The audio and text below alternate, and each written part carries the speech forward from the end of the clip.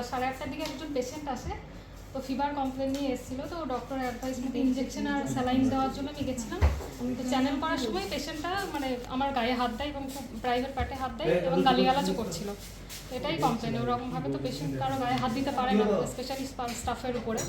ওটাই আমার কমপ্লেন। বলছি দিদি, আরজি করে এত বড় ঘটনা ঘটেছে, তারপরে কোথাও কি আবার স্বাস্থ্যকর্মীরা তো নিরাপদ নেই, এই প্রশ্ন বারবার উঠেছে।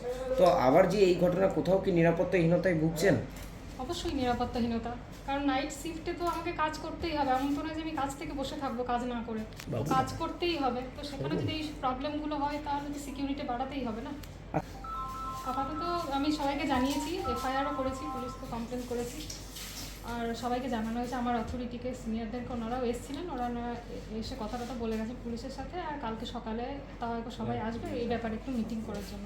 হাসপাতালের কর্মীরা কি বলছেন, মানে যারা স্বাস্থ্যকর্মী রয়েছে এই ঘটনায়? স্বাস্থ্যকর্মীরা যেটা হয়েছে খুবই বাজে ঘটনা হয়েছে, ভীষণই বাজে। এরকম যদি হয় তাহলে আর পেশেন্টগুলো সত্যিই ট্রিটমেন্ট পাবে না।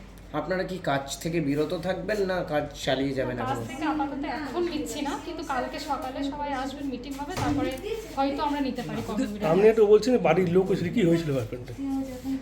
কি জানে, পেশেন্টটা ছিল তো বিহেভিয়ার তো বাজেই পেশেন্টের। তো বাড়ির লোককে বলা হলো যে ধরতে, কিন্তু ওরা কেউ ধরছে না। তো আমি চ্যানেল করতে গেলাম, তখনই পেশেন্ট আমার গায়ে হাত দিল।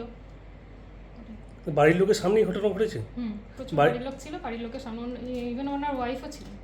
বাড়ির লোক কেউ কোনো প্রতিবাদ বা কিছু করলো না বা বাধা দিল না? না, বাধা কিছু বলেনি। বলছে পেশেন্টটা তো ওরকমই করছে, দেখতেই পাচ্ছেন। ওনার ওয়াইফ এসে আমাকে বললো যে কিছু মনে করবেন না দিদি, তাই বললো, আর কিছু বলেনি।